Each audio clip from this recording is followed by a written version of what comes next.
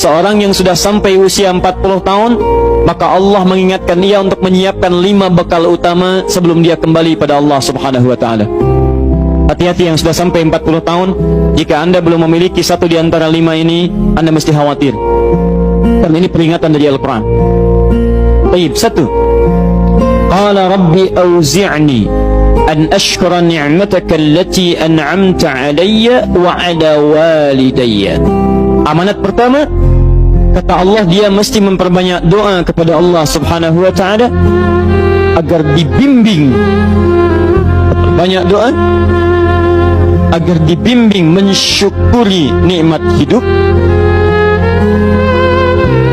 plus bisa meningkatkan bakti pada orang tua. 1. Rabbi auzi'ni an ashkura ni'mataka allati an'amta alayya wa ala walidayya. Perhatikan baik-baik.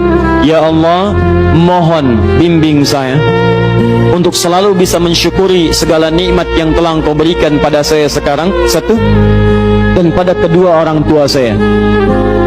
Baik, jadi kalau sudah sampai usia 40 tahun, pertama, anda memohon doa kepada Allah untuk dibimbing terus bersyukur kepada Allah. Ini yang mau saya tegaskan. Lihat baik-baik. Apa itu syukur? Tidak ada makna lain dari syukur yang tertuang dalam Al-Quran dan hadis kecuali ungkapan kebahagiaan atas nikmat yang Allah berikan kepada kita dengan cara menggunakan nikmat itu sesuai dengan fungsi yang telah Allah tetapkan. Misal, kita akan bersyukur dengan nikmat penglihatan mata.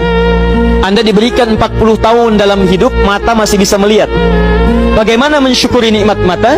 Kalau Anda ingin syukuri nikmat mata, maka yang paling singkat, gunakan nikmat mata ini sesuai dengan peruntukan yang telah Allah tetapkan.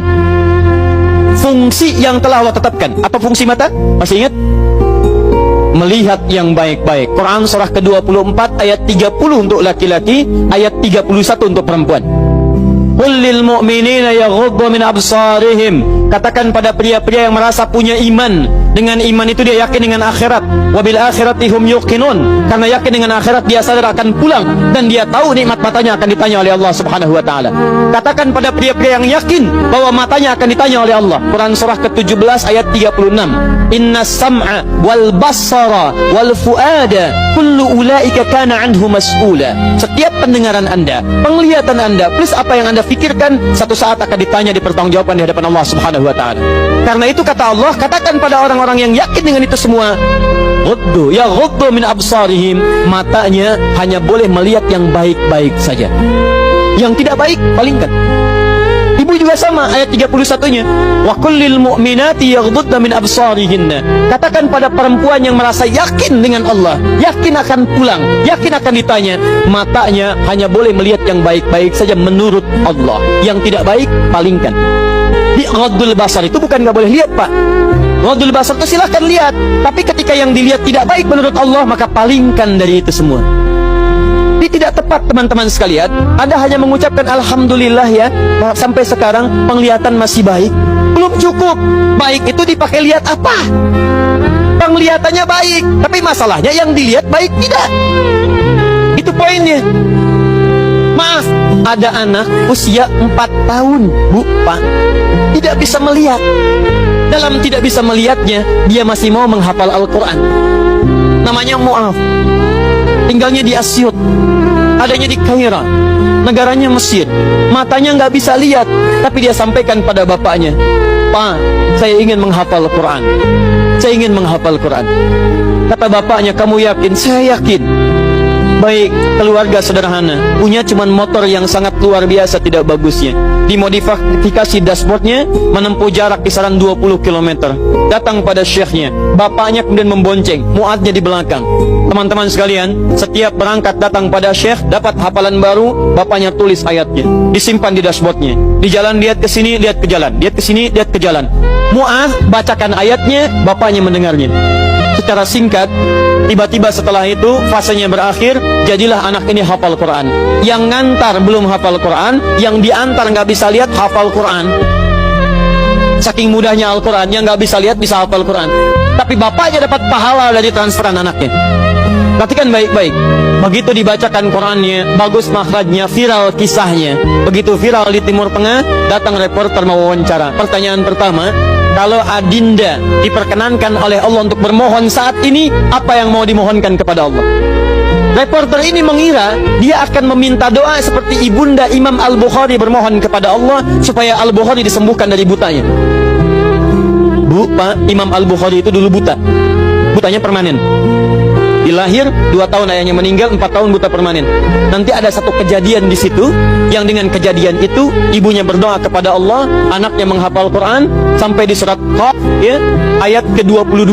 Anaknya murojaah ayat, ibunya memohon kepada Allah sambil menangis, sambil tertidur, sampai tertidur. Disitulah kemudian terjadi sesuatu yang luar biasa. Seketika Allah sembuhkan Al-Bukhari kecil, matanya bisa melihat kembali. Karena kajian kita bukan di sini, lain waktu nanti saya terangkan.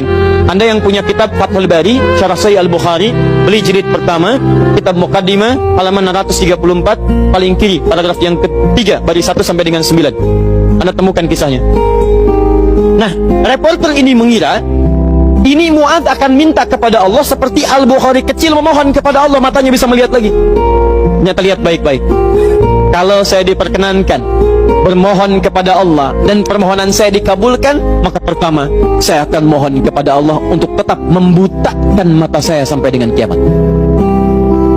Ya Rabb, mohon butakan mata saya sampai kiamat, karena dengan buta mata ini saya bisa menghafal Quran. Saya takut ya Allah, kalau saya melihat lagi, mata saya melihat maksiat dan hilang Quran dari hafalan saya. Anda bisa bayangkan, anak kecil 4 tahun, mata nggak bisa lihat, digunakan menghafal Quran. Dan dia takut kalau melihat matanya dipakai maksiat. Antum dikasih 40 tahun, 40 tahun, lebih daripada 4 tahun, lebih dari 14 tahun, Anda sampai 40 tahun, dipakai mata, dipakai apa mata Anda sampai dengan hari ini? Berapa maksiat yang telah Anda kumpulkan dari mata Anda itu?